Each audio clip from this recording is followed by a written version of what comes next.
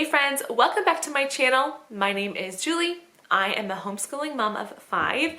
In today's video, I am going to talk about how to keep your home tidy. I hesitate in calling a video how to as if I have all the tips and all the answers in this area, but I do get questions a fair bit asking how I keep on top of this, how I keep on top of messes. No, my home is definitely not clean and tidy everywhere, but I do place a priority on this.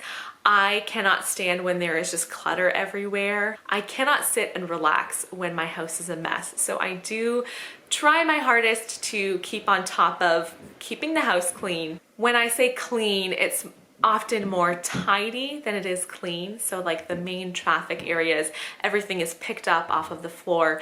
But, you know, my kids' bedrooms are still oftentimes too messy. We're trying to stay on top of that, but it can get disastrous in the kids' bedrooms. Likely my bathtub needs a scrub. My closets need to be cleaned out. Some of those more hidden areas, but the areas that you would see as you're coming into my home, I do like to keep those picked up and fairly neat. As a stay-at-home mom, a homemaker, and a homeschool mom, it is hard to stay on top of everything, to manage all of it. And so I don't. There's always some area I am slacking in. But today, as far as keeping a house tidy, I am just going to share with you my methods, maybe a few tips that will help you out if you are trying to regain control in this area of your life. My first tip, which I would also say is my main tip, is to own less. When you have less to clean up, you can stay on top of those messes so much better. So this goes for in your kitchen, this goes for in your closet, with toys. A lot of this, keeping a house clean as a mom, I just think of toys. Toys can be that overwhelming, always mess. So a lot of this will come back to toys.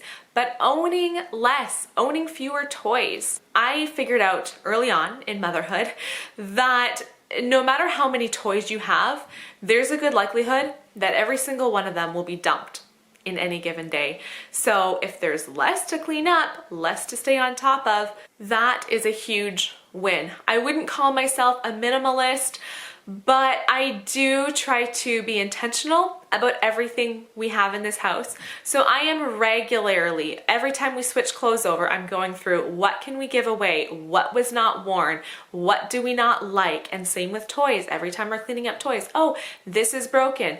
Oh, I never see this played with anymore. My child has outgrown this. We're always trying to just be intentional with our belongings. My second tip is to make sure that everything has a home, especially if you want your kids to be helping you clean up. If everything has its own spot, it is so much easier to clean up rather than have toys, you know, just kind of put neatly on a shelf or put neatly against the wall.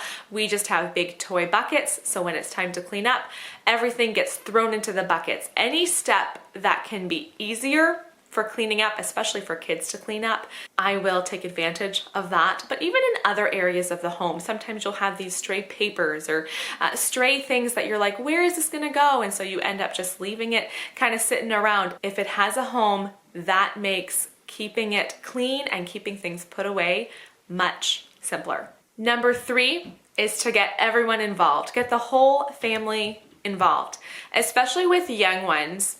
If you are not having your kids work with you to clean up, they will, absolutely, they will be working against you, which can be so frustrating. So instead of me cleaning up the living room and having the kids kind of taking things out and making a mess at the same time as I'm cleaning up, many hands also make light work, and kids totally can clean up beside you. I have done a video in the past talking about kids' chores and different chores that I assign to my kids at various ages, but they are definitely able to help.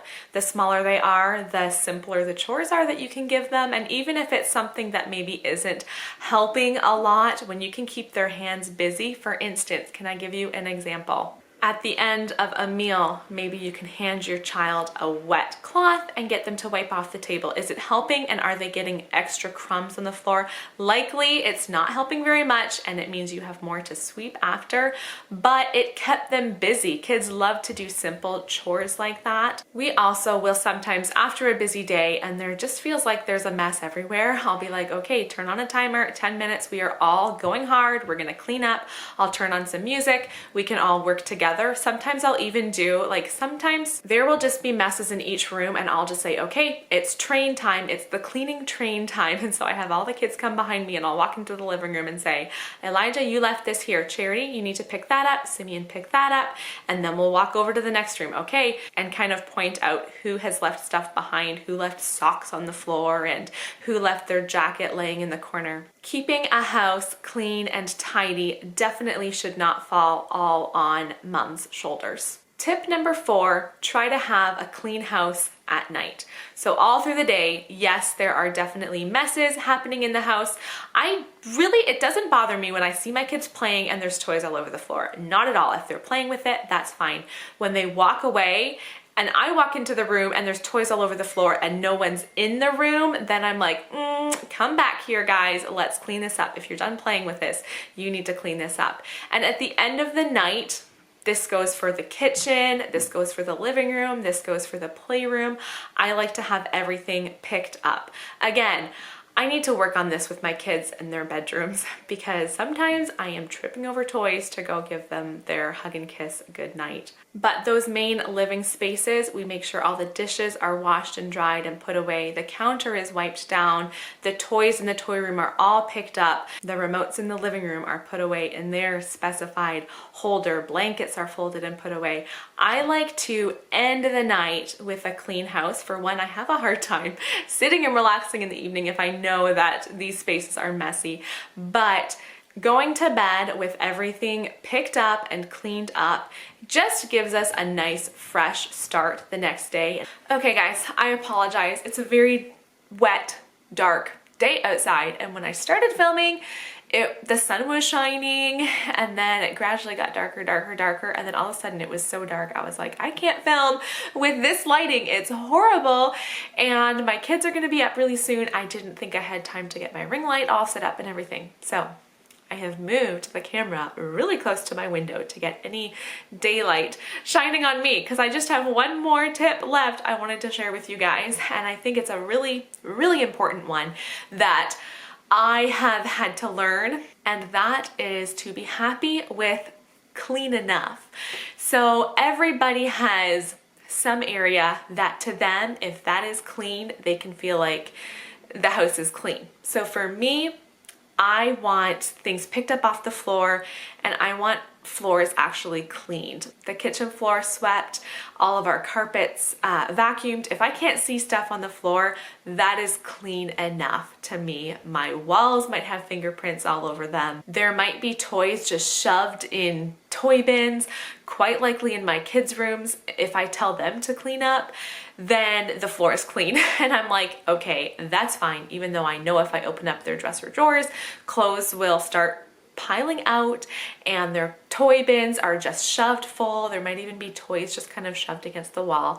I have to be happy with clean enough. I'm trying to let you guys know I'm giving you these tips in like what I do to keep a tidy house, but I'm not doing everything. Like I said, my house is not always tidy, it's not always clean. And so I just have to kind of choose those things that are most important to me and just be satisfied with that being clean enough. There are 7 people living in this home, and we love being together. We are home all the time, so there are constant messes being made, and I definitely get behind on dusting and like cleaning cobwebs out of the corners and stuff, but I just have to be content with a certain measure of cleanliness. I don't want to be going crazy cleaning all the time, because I would have to clean all the time to stay on top of everything in this house. Subscribe to my channel if you want to see more mom encouragement from me. Give this video a thumbs up if you enjoyed it, and I will see you guys very soon.